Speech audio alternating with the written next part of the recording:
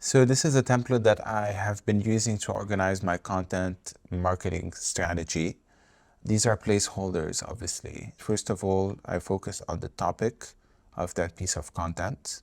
I'm always trying to create a topic that works with the pain points. So an emotional need or emotional job or a certain problem, anxiety that those people have. That's based on the 4 forces and on the research that we did and I talked about earlier. So I always include the pain point here to make sure that the piece of content is relevant to the audience. I'm including the hero's journey stage or the buyer's journey.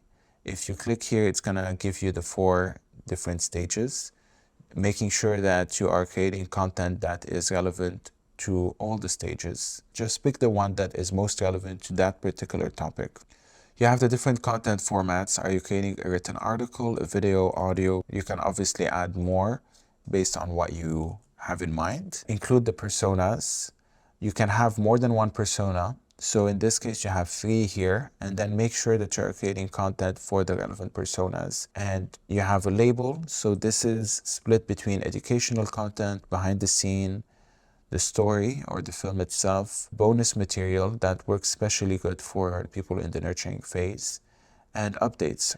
Distribution channels, you can always add more. All you have to do is select everything that's under M3, and then you go under data validation, and then you can add a comma and add more formats and channels here.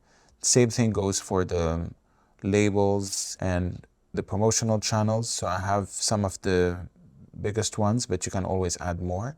And the time frame. It's very important to keep in mind the time frame because this is how you're going to organize your marketing efforts, and this is going to impact your budget as well. Once you have the piece of content created, add the link if it's available online. So it will organize everything for you, and this will end up working as an archive. Add any notes that you want about the content itself. And on the very left side here, you have 2 more columns. One is if it's available or not. Did we create this piece of content or not? And you have the reshared. After a certain period of time, you can always share the same piece of content again on social media. But just keep track of that because eventually you might miss some or you might overshare something. That list can end up becoming very, very long. And I hope this will help you organize your content marketing strategy.